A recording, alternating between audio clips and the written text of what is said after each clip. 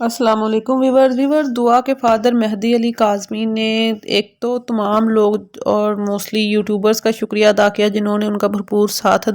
دیا، اور ویور اس کے ساتھ ساتھ مہدی علی کاظمی نے کہا کہ وہ بلاول بھٹو زرداری سے ریکویسٹ کرتے ہیں کہ اس معاملے کو وہ دیکھیں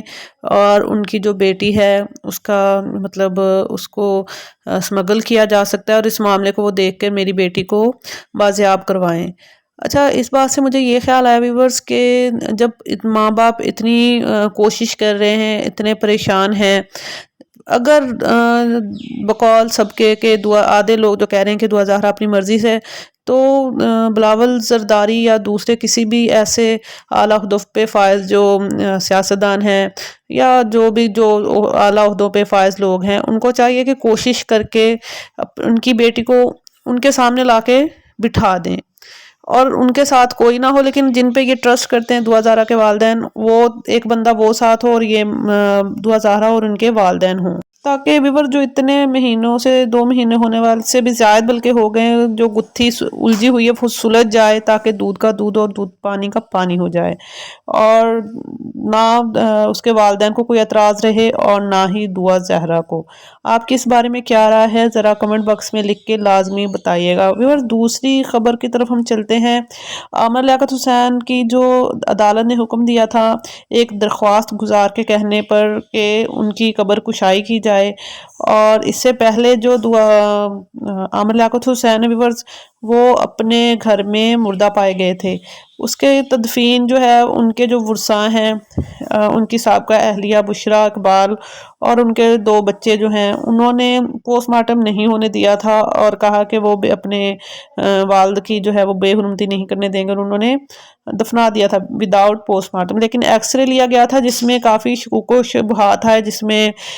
زخموں کے نشان پائے گئے، ہڈیاں فریکچر پائی گئیں عامر لیاقت حسین کی، اور عدالت نے حکم دیا کہ ان کی قبر کشائی کی جائے، لیکن بشریٰ اقبال نے اپنے جو ٹویٹر اکاؤنٹ ہے اس سے اپنے مداحوں سے پوچھا کہ آپ لوگ کیا چاہتے ہیں کہ لاش کی بے حرمتی کی جائے، مطلب انہوں نے رائے مانگ لی ہے جی اپنے مداحوں سے اور عامر لیاقت کے مداحوں سے، جس پہ انہوں نے حدیثوں کا بھی حوالہ دیا۔ ویورز آپ کی اس بارے میں کیا رائے ہے کمنٹ باکس میں لازمی بتائیے گا کہ عامر لیاقت حسین کا پوسٹ مارٹم ہونا چاہیے یا نہیں۔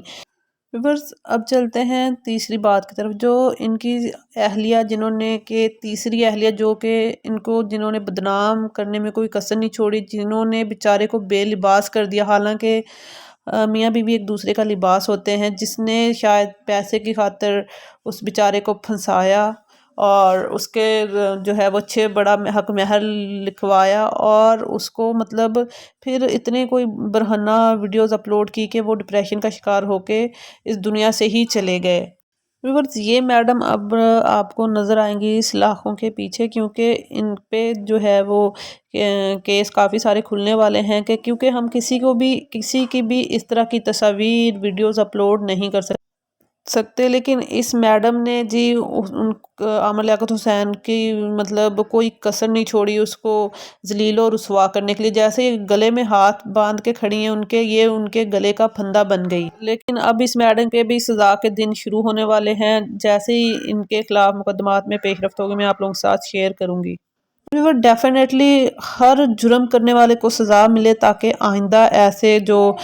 غلط کام ہے وہ مرتب نہ ہوں۔ آپ کی اس بارے میں کیا رائے ہے لازمی بتائیے گا۔ اس لڑکی کو دیکھا جائے تو جو طوبہ تھیں وہ ان سے 1000 گنا مجھے بہتر نظر آتی ہیں، کیونکہ وہ ویورز وہ چپ چاپ ایک سائڈ پہ ہو گئیں، انہوں نے کبھی کوئی بات اچھالی نہیں، کوئی اپنی مطلب نہ اوقات نہیں دکھائی، جیسے کہ دانیہ نے اپنی جو تربیت تھی اس کو دکھا دیا، اس طرح طوبہ نے اس نے بھی غلط کیا تھا جب کسی کا گھر خراب کیا تھا، لیکن ویور جو عامر لیاقت حسین کے قریبی تھے انہوں نے بتایا تھا کہ عامر لیاقت حسین کافی شارٹ ٹیمپر تھے اور اکثر باتوں پہ وہ طوبہ پہ غصہ کر دیا کرتے تھے، لیکن طوبہ بہت عقل مندی سے باتوں کو نہ صرف سنبھالتی تھی بلکہ کبھی اس نے کسی کے سامنے اس بات کا گلہ نہیں کیا تھا، تو اس لحاظ سے پھر طوبہ جو ہے وہ دانیہ جو ہے سے 1000 گنا بہتر تھی۔ اپنی رائے کا اظہار لازمی کیجیے گا، کمنٹ کر لیں، چاہیں تو چینل کو سبسکرائب کریں۔ مجھے دیں اجازت، اللہ حافظ۔